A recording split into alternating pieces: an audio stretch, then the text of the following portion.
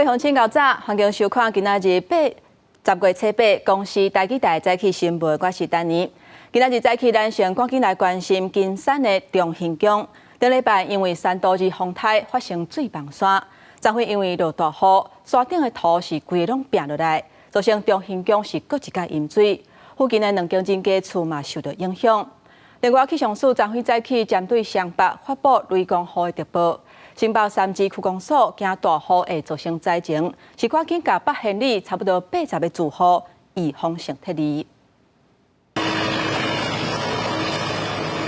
当港股企业者进入新北金山的中兴宫协助供庙，也有附近的2间民家青都贵意涂骹的红毛土沟啊，互住户困扰的就是顶礼拜再因为3度日风台来造成土石流，居民拍拼重建家园，车市阁拄到大水雨，致使当地又阁淹水。有一些水跟泥啊，搞那个缝，20公分应该有。厝边家大家拢出去困扰去，拢拼2、3工无法度，拼到大拢无法度拼。经差不多40-50万有啦，所有电器所有啥拢了去啊。真侪黄色的土石冲蚀，那公庙广场受影响，附近民家嘛同款笼罩土煤沟啊，住户无用清理家具，当地区公所是派人前往协助清理，希望会当帮助居民赶紧会当正常生活。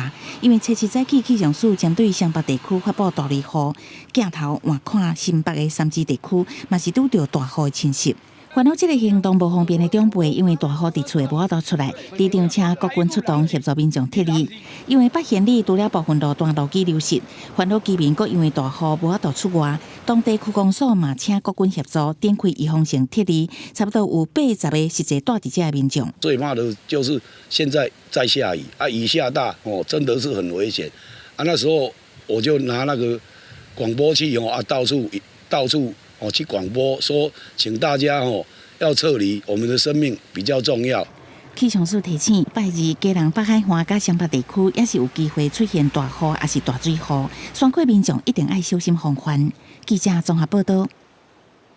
各位乡亲，咱做伙来关心天气。今仔日受到东北季风的影响，水气有较高，咱做伙来看云图。气象署发布大水雨的特报。基隆北海岸、湘北、宜兰的山区可能会上大雨，也那宜兰、嘉义、台南，也有苗栗、台中、南投、云林的山区，有的所在嘛可能会落大雨。也那中南部、甲金门是侪云到好天的天气，过昼会有局部的短暂雷阵雨。北部、宜兰、偏乌日下气温小可有较低，嘛会较淡湿、较凉凉淡薄仔。但是大家早暗都要会记得加套一领衫。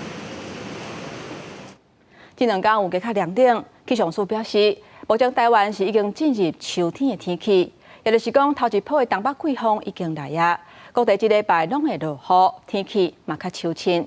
这波东北风爱到12的时阵才会较减弱，所以这2天北部甲东北部的雨水有较高，到拜3、拜4温度会降到20度至22度。下一个24节气寒露要到啊，天气嘛豆豆变秋晴。中央气象署指出，这礼拜因为受到东北季风的影响，天气湿过冷，初8北部地区、湘北、基隆含宜兰会有上大雨的情形。也若是中南部过昼是较会上雷公雨，若是华东地区的遮方面嘛会较高落雨。气象署是讲，要到初9、初10各地的水气才会流啊减少。周3、周4，也就是国庆日之前，各地的降雨会稍微趋缓，主要是因为水汽稍微有一些减少。北台湾的雨势是稍微有些缓和下来的，那北基宜还是会有一些短暂雨。另外，中南部地区还是夏季的天气情形，早晚也是会稍凉的。那花东地区的话，迎风面还是会有一些降雨，早晚也是稍凉的。另外，气象署嘛提醒讲，这礼拜气温嘛会降低，因为东北季风的关系，这礼拜各地天气嘛会较凉，尤其初9、初10北部暗时的气温有可能降到20至22度，也那中南部是早暗会较凉。9号、10号这2天虽然水汽上面来讲是减少的，所以白天的温度看起来好像是有增加的，但是晚上持续受到冷空气的影响所以夜晚的温度是会比较低的。北台湾大概只有20到22度，那中南部的影响稍微小一点点，大概会有24到25度左右的低温。气象署表示，8、5到礼拜东北风会减弱，但是有关有转机，嘛提醒讲目前已经入秋，打算未来会有一阵接一阵的东北季风入来，民众都要注意天气变化塔啥。另外，台湾东南风海面上也有热带性低气压，气象署表示有可能会发展出今年第19号风台。不过因为离台湾较远，应该是对咱较无影响，不过爱阁继续观察。记者卢尚如、郑俊友台北报道。即个三都之风台嘛，造成家人淹水。新丰街海中天社区附近崩山是真严重，嘛影响交通。目前已经赶紧咧修理。不过昨昏早起，因为佫落大雨，在住户烦恼讲土石会佫一届崩落来。另外，家人市长赵国良嘛公布家人财损的补助，包括淹水50公分以下受灾户，一户嘛有5000块的慰助金。三大怪手做伙要甲土挖开。家人新丰街海中天社区，测试受到大水雨的闪光，附近边坡规片的土石崩落来，路全未通。车到暗时总算抢通，有桥倒来起疏讲，安尼会当省真侪细远路的时间。整个封路还要再绕一大圈呢。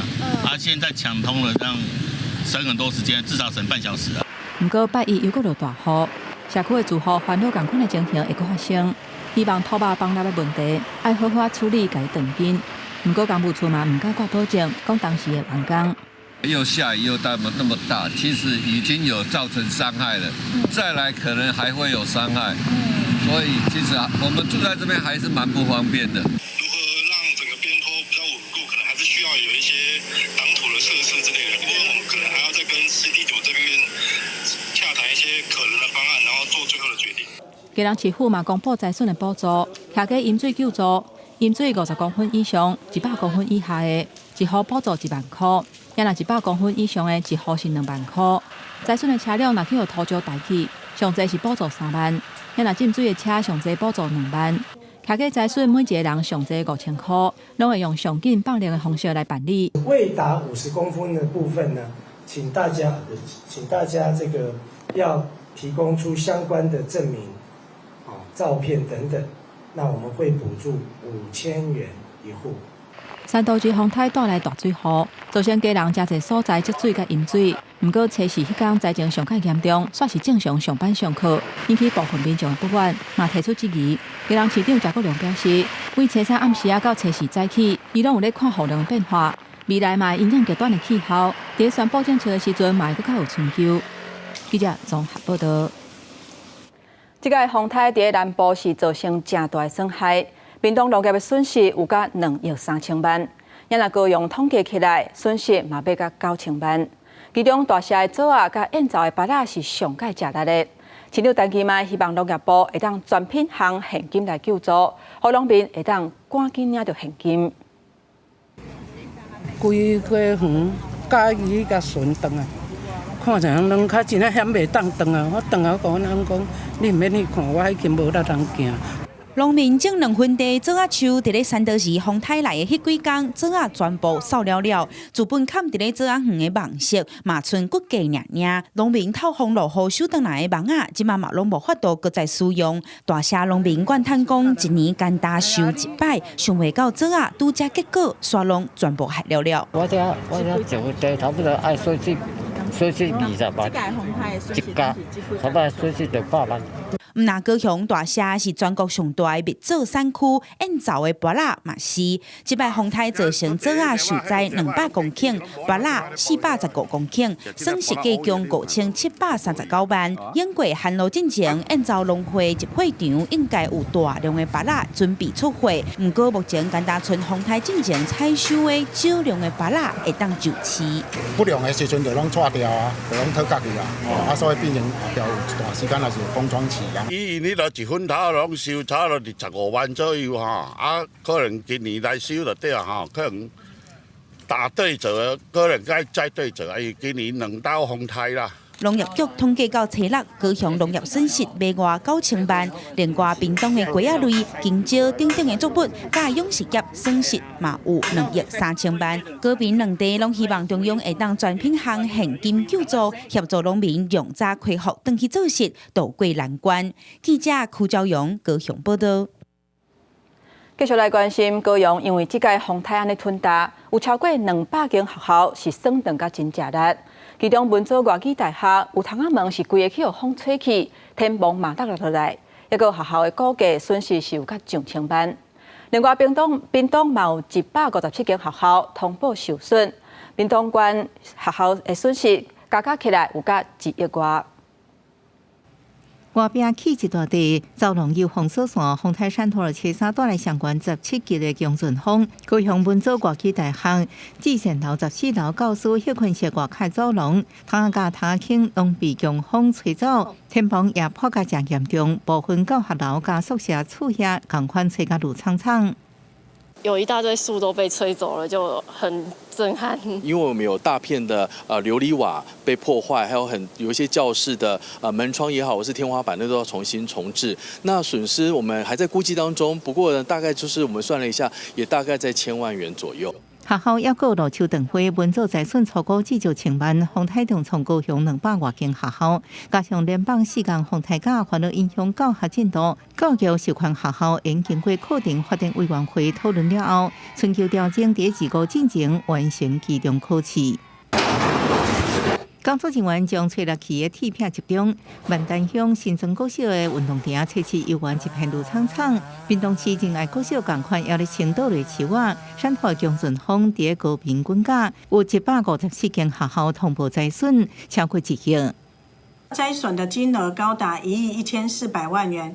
那主要灾损的项目大概是树木的倾倒造成通学步道的损害，还有我们的校舍大概将近有20栋是漏水。馆长周春碧也去当地各种勘查，后来出动机具甲清洁车扫除铁片才落落去物件。毋那各种小学灾损严重，屏东大学校园路树都差不多300丛，风灾了第一天上班上课，校长教职员斗阵整理清出道路，都希望让师生赶紧恢复正常校园生活。记者综合报道。各位乡亲，咱来看今仔日早报的重点。咱先来看联合报。环境部水质保护司从2020年开始调查咱国内10间医疗院所的放流水，包括台南基美、高雄医学大学、阿东病院，也有台中荣总等8间医疗院所，发现验出超量的抗生素。有专家警告，这抗生素若是入去甲咱人食的水等的食物链，人体可能会变作有抗药性，甚至是会产生超级细菌。来看自由时报。台北医学大学公共卫生学院的团队针对5种健康行为，包括无食薰、无过量食酒、有运动、食菜色果子，也有保持健康的体重，这5种健康的行为甲血寿的关联性来做研究，发现有5项冠系统的民众是比别人平均会当加活7年左右。来看中国时报。台湾法庭顶一日针对死刑释宪做出有条件合宪的判决。去控制机讲，实际上未出就是废除死刑啊。嘛有人烦恼讲，37个死刑犯有可能会去互放出来。然而，法务部长陈明谦是讲，伊唔敢保证这无可能。继续来看，基隆市选委会针对市长贾国良的罢免案举办罢免说明会，因为风台是延到昨昏暗时7点的时阵来举办。代表人戴景安甲市长贾国良，即届是2个人正面交锋，有针对东华商场的争议，也有基隆公车上久、甲故障等等的问题，才拢有讨论。然而，戴景安是批评贾国良，伊的分数顶也阁派贪污、甲道理等等的官司。另外，贾国良伊是翻头甲伊问讲，未来官司、未来司法若是有刑伊清白，罢免团体敢会甲伊核实的咧？然而，这个罢免案会伫即礼拜13来投票。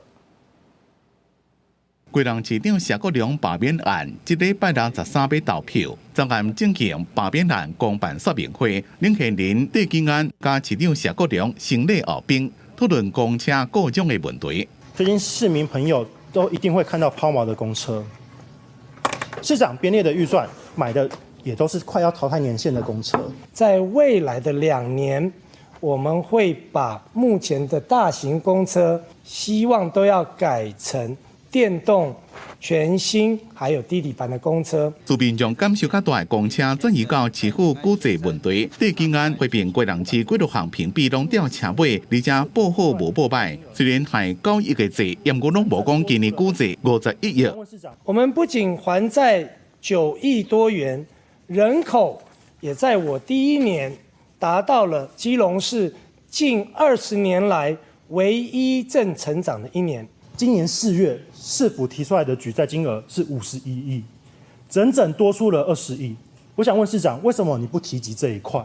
地检案批评谢国良涉及贪污盗利等4大案件，尤其强总入去东华商场是涉及到强盗罪。不过谢国良反击讲，那未来司法还伊清白，罢免团队是不是该回释的？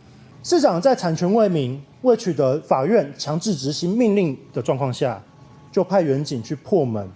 我们的检察官还我清白，用我不起诉处分的时候，会不会有机会贵团体会向谢国良说一声抱歉？谢国良讲，希望以后会让伫咧每年第4季邀请罢免团体到市府来甲因指导，建立良好的沟通管道。而投票日无到1礼拜，正反双方拢希望市民爱出来投票。记者综合报道。台北地方法院裁准扣押金华城的土地，金华城敢会停工呢？台北市府昨天发函予法院，问法院讲敢是要停工。不过，即马嘛传出讲，法院并无职权来裁定敢着停工，要是爱由市政府家己来决定。也若主办案讲会照规定，唔予因施工勘验，若继续搁起，就无要合法使用的执照。那立法议员嘛拢呼吁主办案都要下令金华城停工。蒋万安，你敢不敢砸？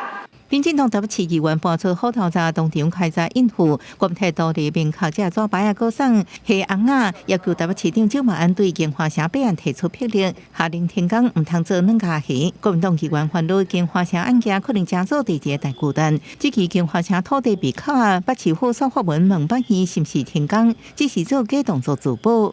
没有一个法官笨到把这样子的一个指导棋下给蒋市长，所以你们去问只是假动作、自保的动作、缓解压力的动作，但最后怎么处理，还是回到你市政府。感觉你很像一个局外人。那现在连法院都已经扣押土地了，你还说要发函来问法院？那你身为一个主事者，我认为不应该甩锅给法院。那立议员拢反对用代金交回金华城提到的用这奖励，烦恼若等到判刑才停工，影响更较大。蒋万安表示，都法局已经接到法院裁定书，切切发函予法院，确定是不是应停工。市府立场是，若金华城继续起，未法使用执照。依照相关法令的解释以及函释的内容，我们就会依照规定来不予施工勘验。好，那后续如果基于新建，那我们就不给予执照。民进党议员时上政见会立表批评市政议题和政治暗坎，提醒蒋万安应该聚焦市政。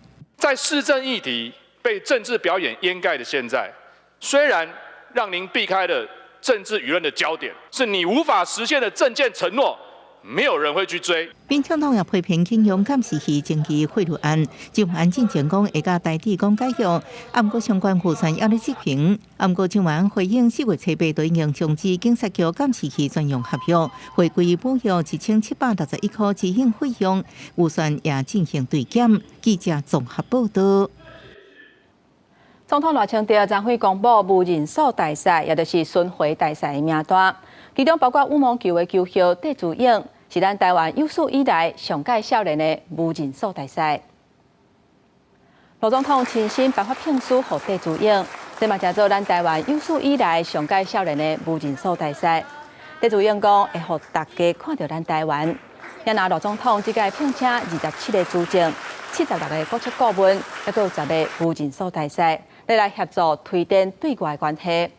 无人数大赛名单除了戴资颖以外，也有前诉法部部长唐凤，也有棒球协会女性的裁判刘碧君等等10个人。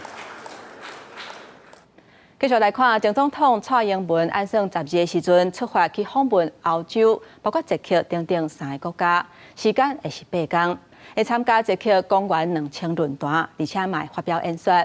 总统府嘛证实，蔡英文初6的时阵有去赖总统的官舍，两个人交换各方外交、国际合作的意见。这嘛是前5日控了后，两个人头一届做伙出现。在罗总统邀请之下，第一摆用访宾身份订回总统官邸。前总统蔡英文初来拜访罗清德，是5日控告接了后，两人第一摆做会。罗清德佫提前伫门口咧等，伊佫感谢蔡英文拍8年基础，蔡英文是肯定罗清德提悬全社会韧性的赞处。谢谢您打下了深厚的基础，说整个国家，还有特别是外交、国防还有国际合作方面。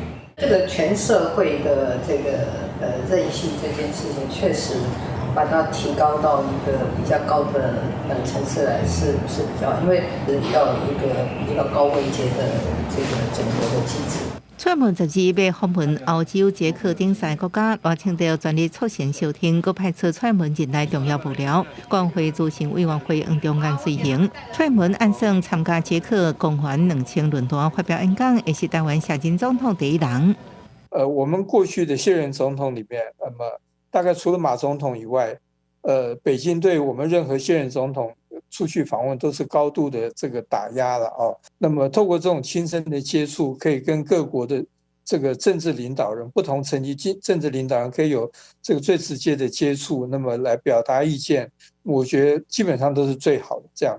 蔡老会唔但讨论国家大事，蔡英文也甲罗清德关系2只狗仔板板甲猫会，生做会佮分享狗仔佚佗物啊。上受欢迎就是这包家己做的牛肉干。他自己做的牛肉干，所有的猫狗都喜欢。如果你有喜欢的话，我们那里可以帮你制作。交流饲狗的经验，也讨论家己的狗仔无共款性格甲教的代志，互两人做伙加一寡家庭恐怖趣味台。记者综合报道。继续来看美国的军火商雷神公司涉嫌卖予咱较贵的军事武器。国防部长郭立雄昨昏去立法院做专案报告，针对外界质疑远度的预警雷达维修的费用要377亿。郭立雄强调讲，这装备甲证据拢是咱台湾要爱的，维修嘛是根据咱的需求。另外，军方嘛承认讲，咱无在调欺诈军售案部的绩效。郭立雄嘛答应讲会检讨欺诈的流程。美国军火商雷神昨日公布军售绩效案脱销，国防部长郭立雄提起到立法院报告，佮表示，美国会负完全责任，会要求美国政府将所有的款项全部交还。也不过外界质疑，其中包括中电预警雷达3阶段维修费达到377亿，洪培平强要会当佮买一组全新预警雷达。装备是我们所有的嘛，哈，那个所获得的这一个情资也是为我们所用。那所以相关的这些维持的部分呢，都是根据我们的需求。军售是我们跟美国政府之间的签约，美方都要负一个完全的责任。调查立委更加关注，敢是会通过检视所有类似采购案，甚至调查过来敢是有监管协议。在军售案上，有关军售这个模式，台湾有没有能力注意处理或了解到异常现象？没有办法。有没有掌握到我们国内的人有没有问题？美方并没有说明我们有任何我方的人涉入。郭立雄答应会检讨上述案的起诉流程，要毋过军售争议毋难一件。郭立雄证实，2020年182亿的爱国者3型飞弹中监测案，空军防空飞弹指挥部先自甲美国签约，时任国防部长兼执法事前毋知影有定数欠点。另外，美国积极打造飞航供应链，也毋过自安形式多模型检证，加做美国国防部采购案的经济性要求，认证费用恐惊是一大负担。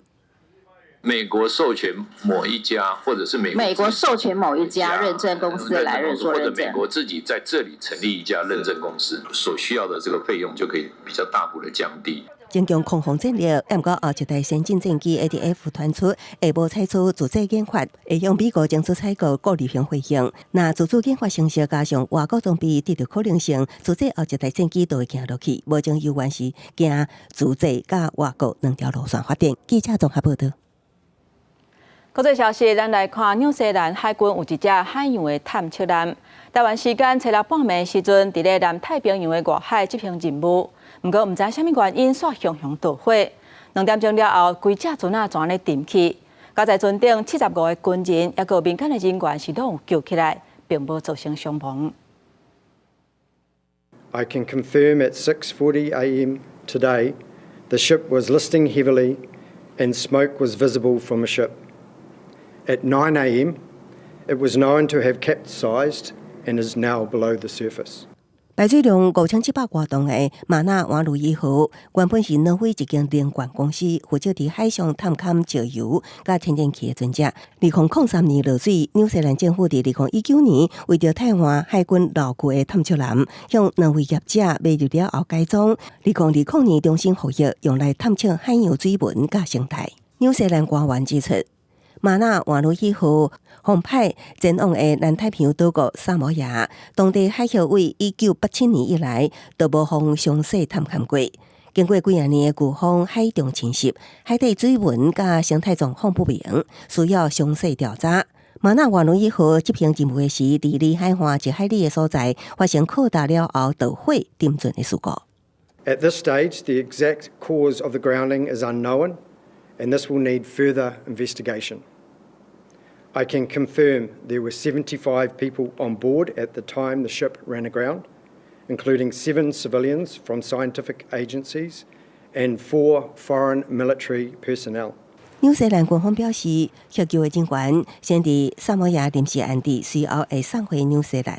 另外，沉落去的探测舰除了调查确实事故的原因，纽国军方也准备尽可能将残骸打入出水，以免留伫海底，进一步伤害海洋生态。公司新闻齐家真编译。继续来看巴基斯坦上大的城市克拉奇，当地时间初六传出伫咧机场附近发生炸弹的攻击。造成当咧做电力工程中国的工程师有2个人死亡，几个人受伤。目前当地分离组织 BLA 秘鲁基解放军是已经承认是因犯案的。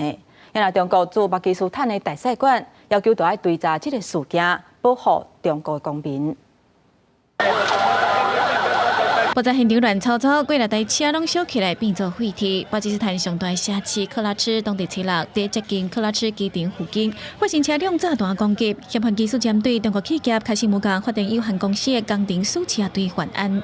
जो इनिशियल इतला हुई है वो एक ऑयल टैंकर जो है उसके आग लगने से जो मुतअद्दिद गाड़ियां जो है वो उसकी जद में आई हैं और उससे बहुत सारा कोलैटरल डैमेज हुआ है। उसको हम अभी मजीद असर्टेन कर रहे हैं कि इसमें दहशतगर्दी का एलिमेंट या कोई और एलिमेंट जो है तकरीबकारी का वो किस हद तक है जिसको हम अभी रूल आउट नहीं कर सकते। 外国媒体报道，这间电力公司计划伫卡西姆港起2个煤炭发电厂，算技术伫启动地勘测时阵受到攻击。暂时当地分离组织 BLA 秘鲁之解放军已经发表声明承认犯案，表示因就是针对这阵打到机场的中国工程师甲投资者犯案。这个恐怖攻击至少造成2名中国人死亡，佮包括1名中国人等真侪人受伤。这嘛是今年以来当地第4件针对中国人也是中国企业的攻击。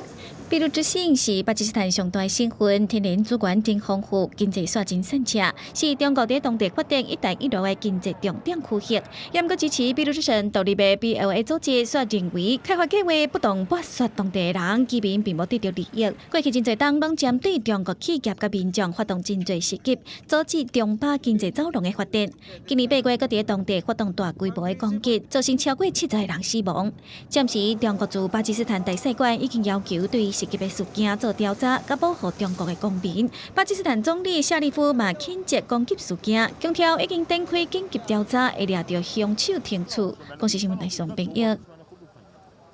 NBA 会社76人队目前的主张是到2031年到期，而且无要继续搁签落去，因为球团希望会当去一间现代化的场馆，地点就建伫咧会社东正街附近。不过，说互当地居民抗议讲，伊认为新的场馆会造成在地严重的交通，也有治安等等的问题，甚至互东正街宿舍或者是消失。Mayor Parker has decided she is supporting the arena.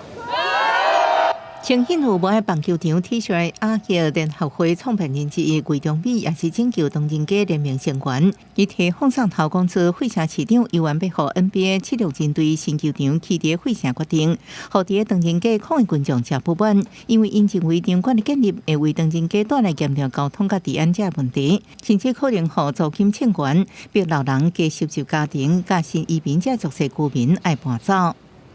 They tried to put a prison here, a casino, a stadium. These are all exploitative projects that really just aren't about the community. They're not the right size for the community. 经济观察，因为种族主义这因素，美国唐人街常常伫都市上属上坡钦南街区，而且美国国家历史保护信托基金会已经将废城唐人街列为2023年上濒危的11个历史区域之一，所以会开13亿美金，有18500位的76人新球场，和废城市长认为是振兴经济的机会，因为除了是76人的主场馆，也可用做和其他团体办演唱会甲其他活动。啊，不过唐人街有一半店头拢是家庭式的经营，体育馆对因来讲，敢会互生意搁较歹，袂带来收入。We're more targeting towards community people or people who are interested in our products, you know, like ceramics, porcelain, China arts. But the people that the arena is going to attract is mostly people who's going to want to drink, eat. That's not our clientele. I think that it deserves a revamp, and I'm looking forward to it. 76人加即卖主场富国银行中心租约到2031年到期，唐人街居民也讲，不管安怎讲，这场抗争也未结束，因会继续战。公司新闻新闻陪朋友。今仔日国际上还阁有啥物大代志？带各位乡亲咱做伙来看世界。以哈战争爆发到今已经要1年啊！以色列当局今仔日是举办悼念的活动，以色列总理纳坦雅胡就大讲，一定要摕到胜利。哈马斯前领袖嘛是爱讲，攻击行动让以色列的生存受到威胁。加沙走廊卫生部今仔日嘛讲，以色列甲哈马斯的战争是已经造成当地至少41900多人死亡。来看根据法新社的报道，10月初尼泊尔做大水，累计已经造成225个人死亡。而且印度甲孟加拉的水位本来就加悬，即嘛是更较错漏。政府救灾官员讲，为喜马拉雅山脉流落来的大水，伫咧印度甲孟加拉造成做大水甲崩山，而且至少有20个人死亡。南韩总统尹锡悦初6展开东南亚访问的行程，头一站是去菲律宾，初7伫咧马尼拉甲菲律宾总统小马可仕举行双边会谈，双方同意甲两国的关系提升到战略同伴的关系，而且加强各方合作，共同来应应区域安全的挑战。而且伫咧南海议题达成依护和平稳定的共识。镜头转来咱国内，伫咧新北市有一间幼稚园传出虐待囡仔的案件，家长张辉指控讲，囡仔前8月去读册了后，分数顶就开始有乌青，甚至面阁有人的喙起痕。9月份的时阵报案，想袂到监视器的画面煞是去用拆掉啊！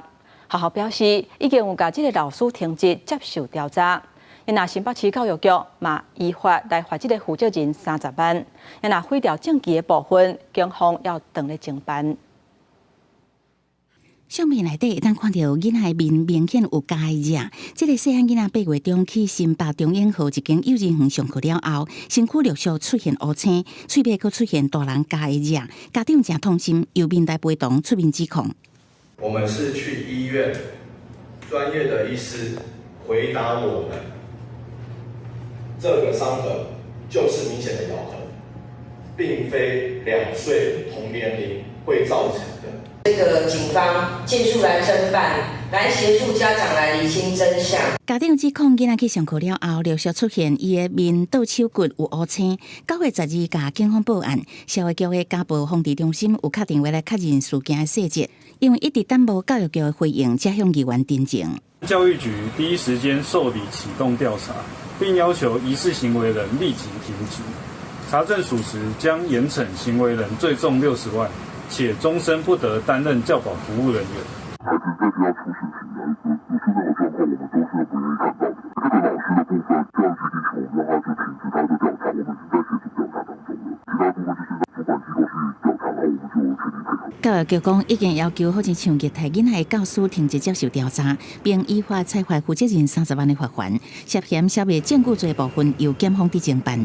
教现场现在这个老师缺乏严重到无法想象的地步，因为人很难找，前端就没办法筛选，有资格啊你就求之不得了。也是因为人力匮乏，根本也不敢管。人力匮乏是一个核心的严重的一个问题。对于幼教现场一直发生好亲像虐待囡仔案件，担任这件案件调查委员的资深幼教工作者嘛真感慨，幼教工作真无用，人力欠缺这个现实，也呼吁政府爱重视这会产生的一寡问题。记者综合报道。继续来关心，有一台拖帮车昨昏暗时经过台72线苗栗头乌的时阵，因为无甲剪落来电缆线把好势，煞规地全咧落伫车路的，后壁的3台轿车全咧弄起哩。其中有一台车并车，车顶一口罩5个人就送上病院。也拿台湾交通安全协会认为讲，这落来的物件拢是民间事业单位的物件，应该甲这间公司加强裁罚。救护车赶紧将一口血5个人送去急救，上细汉囡仔只有6个月大，好佳在拢只有切掉伤。我们哪里痛痛？就这里而已吗？事故现场路畅畅，轿车并伫车道，车顶一个血5个人自行脱困，4个位拢是电缆线。受伤的姓吴驾驶讲，当时看到头前有物落来线伫涂骹，被闪已经袂赴啊。很暗，已经到了才看得到。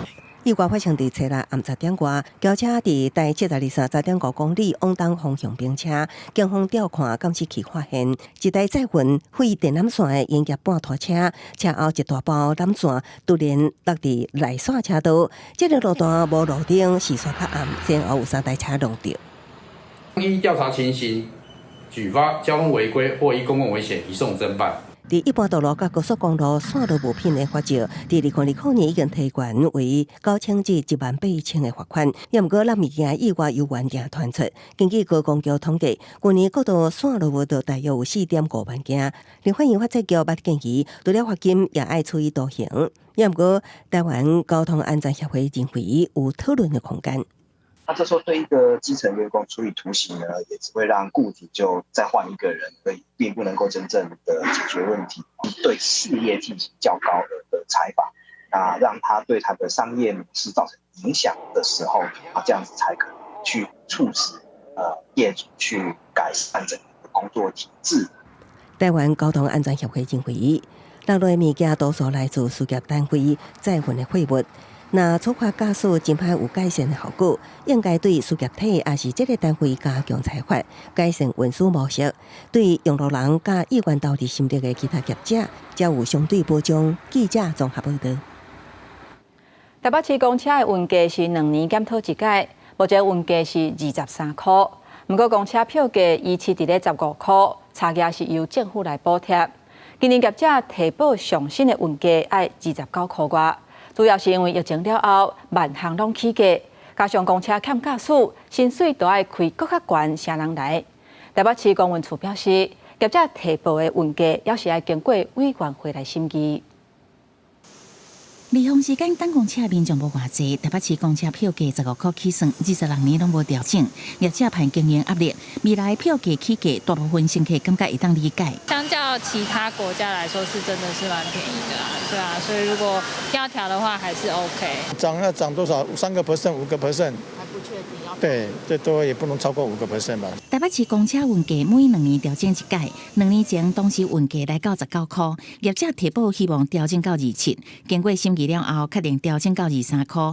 今年工会评估18项成本了后，提出上新版的运价，希望调整到29块外。这是根据新制定18项成本所做的评估，主要是疫后各项成本拢起价，大车司机佫欠人，需要佫较好的待遇。较早运价无甲票价联动。运价起价牵涉到政府补贴金额的提高，后续会召开双北的运价协调委员会以及台北市的这个服务品质委员会，请专家学者跟相关的委员一起来做一个审查。台北市政府推测审议了后的运价差不多会伫11月公布，提报金额甲审议结果应该会有争差。若规划票价调整的代替面临新版电价上路，初步估计一年可能增加2亿外的成本。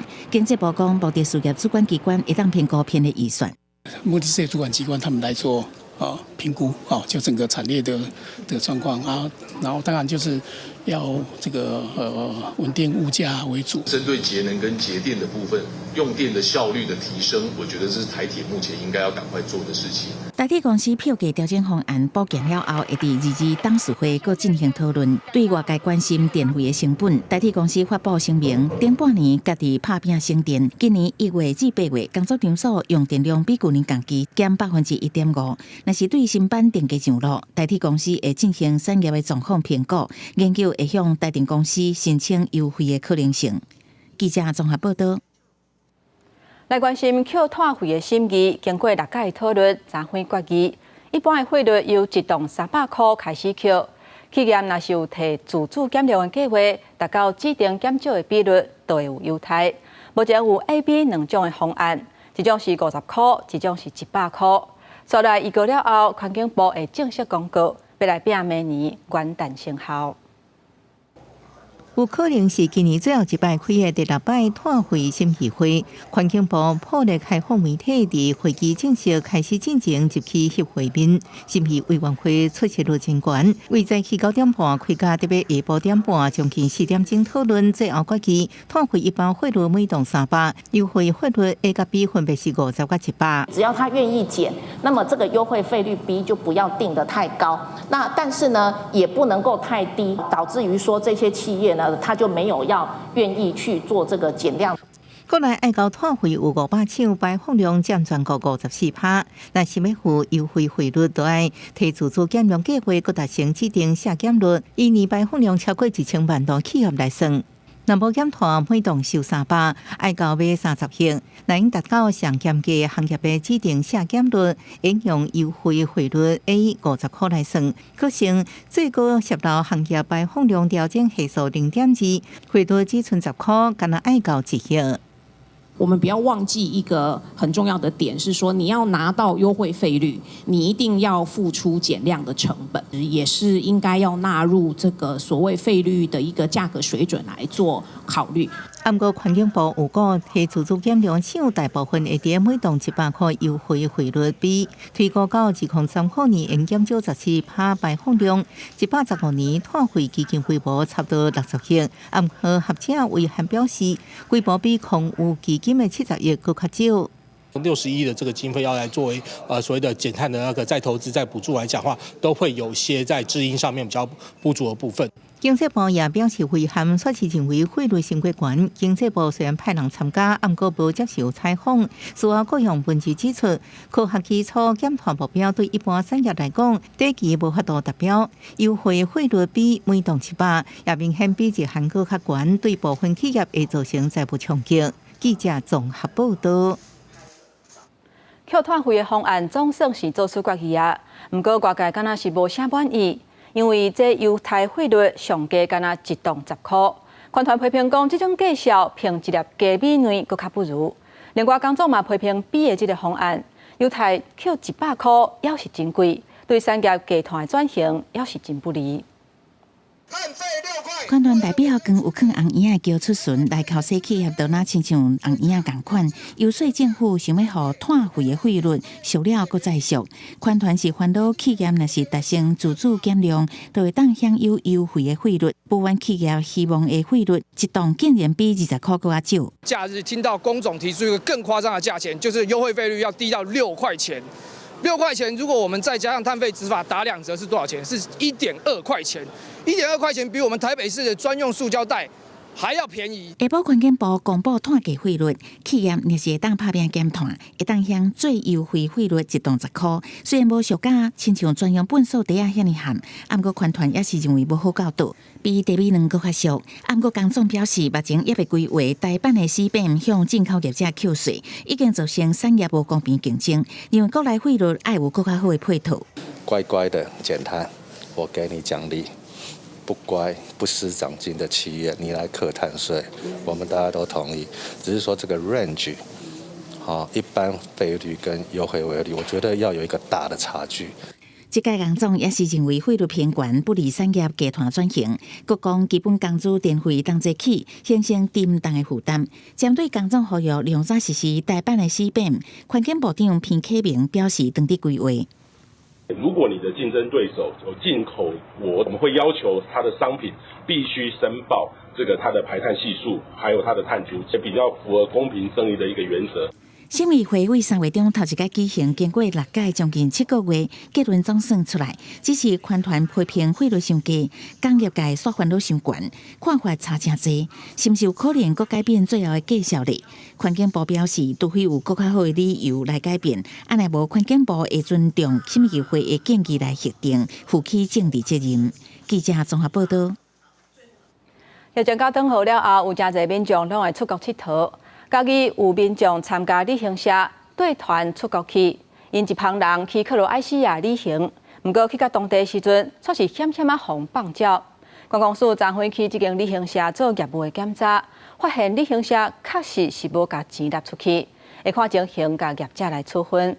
也那消基会嘛提醒民众，若是有甲旅行社签旅游的定型化契约，伫外国煞是发生这款的问题，拢会当返来台湾了后来甲伊讨赔偿。嘉义来的圣诞女子一行27名参加旅行社规划的克罗埃西亚行程，离境前互当地旅行社以无收到台湾旅行社款项的理由，要求团员爱先付钱，甲外团员先付新台票187万外。圣诞女子的面册写，互人放鸟向来求运这字样。观光署介入调查，切一起旅行社进行业务检查。他的契约有没有按照规定签嘛？该保的保险有没有保嘛？那中间的款项的付款状况，我们也会进行了解。调查发现，旅行社确实无支付全部的款项，予当地接待旅行社，才会影响旅客权益。观光署后续会照消保法甲法定观光条例，请旅行社表达意见了后，看违规的情形依法处理。业界传出这个旅行社负责人，较早嘛伫其他旅行社服务过，当时毋是主要负责人。留好相关的缴费资料，以及签订旅行契约书，回来台湾之后，能够向中华民国旅行业品质保障协会提出旅游纠纷的调处。丢包的情形，它是有针对业者的恶意程度，除了呢这个旅费的赔偿之外，它还有额外的惩罚性的违约金3倍到5倍不等。消基会表示，依照旅游定型化契约，都算是客制化行程，业者宣传的收据，或者是甲游客约定的行程，拢当作契约的一部分。消费者若是保存相关的收据，各伫互人放鸟时阵搜查证据，会当证明甲本来的行程无同，所产生出来的费用，回顾了后，拢会当向主管机关申诉，向业者讨赔。记者综合报道。文化新眼界，咱要来带观众朋友做伙来看中华鹿港有一种已经有100多年历史的工艺，叫做装笔。伊会做新准的外皮，而且其中有一项工艺叫做牵插线。中华传统工艺装笔的保存者吴尚武艺师，伊有开插线工艺体验的课程，要教学员安怎来设计图样，也有安怎撕插线。希望会当透过学员的创意，或者传统插线的工艺有无同款的应用。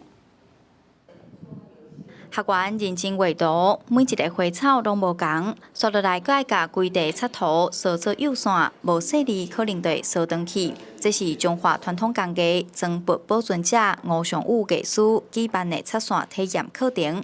参加学员讲，扫线过程嘛是咧磨练心性。初开始的时阵，一定无可能做甲像老师遐尔厉害。因做规世人，咱才第一工咧接触尔，应该爱学迄个态度，甲学迄个安怎甲迄心静下来。过去装笔口语咧讲是叫做装神明，包括开布、拍粗批、开面入神、牵插线、按金彩绘等等。亲像即阵关圣帝君，都要用半年的时间才有法度完成。其中插线工艺的扫线，即阵已经渐渐互机器取代了。吴尚武也特别开课教民众手工扫线。因为伫爸爸的时代，伊就是教手工的落来扫线。即摆我嘛是讲，互跩学员去感受到扫线，爱足热心的。如果无安尼做，这会渐渐无去。伊会当应用伫一寡迄个平面馆顶，那伊就无一定是伫新村馆顶，也是讲伫建筑物馆顶啊。咱若是做伫像咱一个装饰品挂伫厝的，嘛是足水的。装笔工艺师吴尚武表示，透过课程，除了互民众认捌装笔的过程，体验插线制作，嘛希望民众发挥创意，互插线这项传统工艺有无同的变化甲应用。记者杨淑晴综合报道。2024年诺贝尔奖的结果，即嘛是一个一个公布出来啊。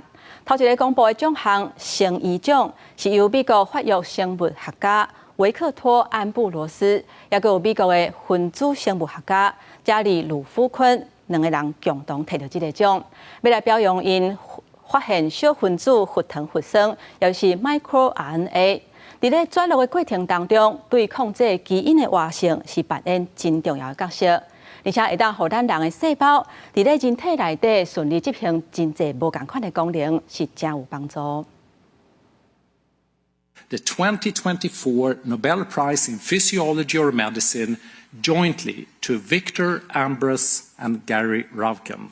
2024年第一个诺贝尔奖的奖项得奖者公布，今年生医奖由美国化学生物学家维克托·安布罗斯甲美国分子生物学家加里·鲁夫昆责任摕到。因发现 microRNA 一个转录了对基因调控的作用。Very complex and nuanced layer of regulation, whereby genes in our cells talk to each other and coordinate their activity, and in ways that enable those cells to communicate with each other, to send and receive signals throughout the body. 因摕长0.1公分的秀丽温感线糖做研究，发现 microRNA 会当帮助控制基因的活性，互细胞会当伫咧体内执行一系列的功能，这当帮助解释虽然 DNA 内面有同款的遗传信息，不过人体细胞的差异遮尔大，若是无 microRNA， 细胞甲组织可能就无法度正常发育，异常的调节可能造成癌症、基因突变，造成先天性耳孔听无、目睭甲骨头的疾病。另外，基因调控若出差错，可能造成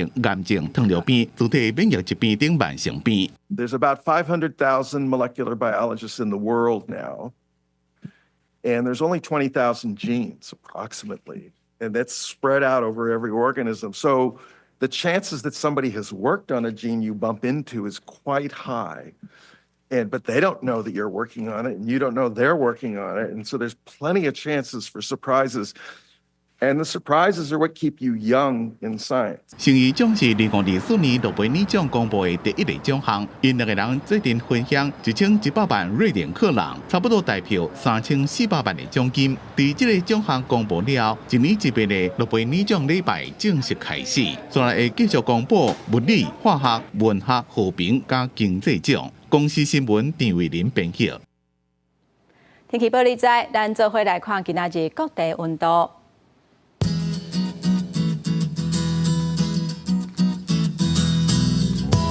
北部地区上低24度，上悬27度；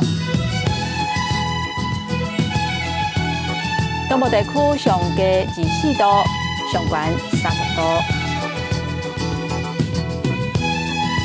南部地区上低25度，上悬32度；东部地区上低24度，上悬30度。咱来看外岛地区。22度至27度，一个未来这3日的气象。